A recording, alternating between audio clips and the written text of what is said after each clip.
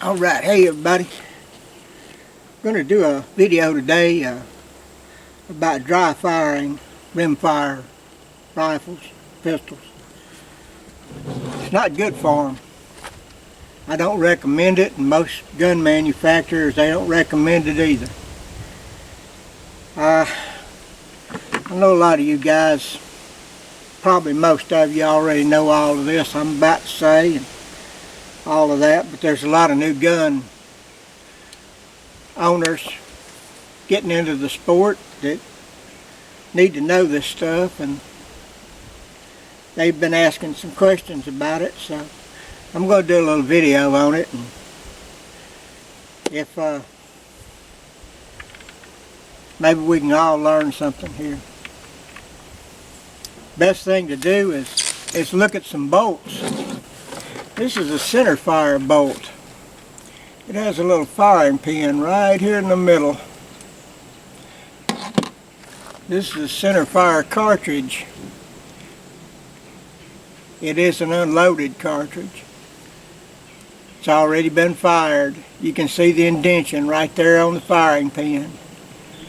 This cartridge fits right over that bolt, and when the trigger's pulled, the firing pin hits that primer in the back of the cartridge and sets it off. Okay.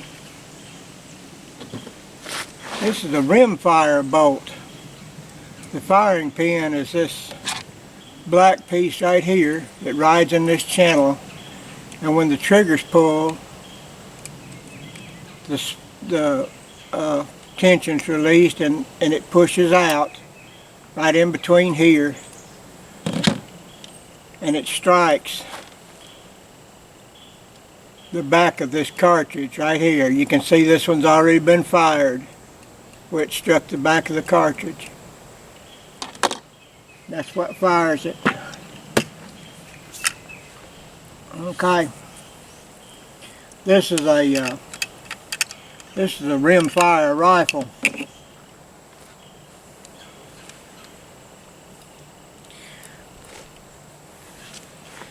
As you can see, the cartridge is riding in there. We're going to put the bolt in.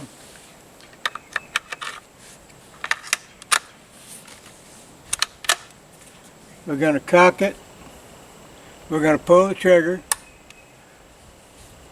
and it hits that brass. Hits that brass. You can see it's got two dents in it now where it hit it. Hopefully you can see that. If you don't have that brass in there, that firing pin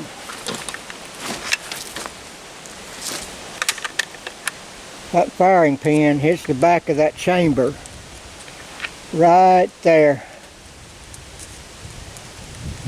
That's not good. Steel hitting steel, something's got to give. It's going to eventually break your firing pin, do damage to your gun, or worse yet, it's going to put an indentation in the back of that chamber to where your brass will no longer be able to be fired. It's going to run your gun eventually. Now, all of that being said, if you should dry fire your rimfire rifle or pistol occasionally, it's not the end of the world. I don't recommend doing it, but if you should do it, it's not the end of the world. Occasionally it's going to happen to everybody. You're going to dry fire it sooner or later. What I don't recommend doing is sitting around at night practicing. Pow, pow, you know, cocking and shooting, cocking and firing. That ain't good. If your rifle is cocked, if your rimfire rifle is cocked, and it's a bolt action, and you want to uncock it, here's what you do. You just raise your raise your bolt up. With the gun not being on safety, pull your trigger and then just pull your bolt down. That decocks it. Pull your bolt up, pull your trigger, pull your bolt back down. That decocks it without firing it. So, I don't know anything else. We went over the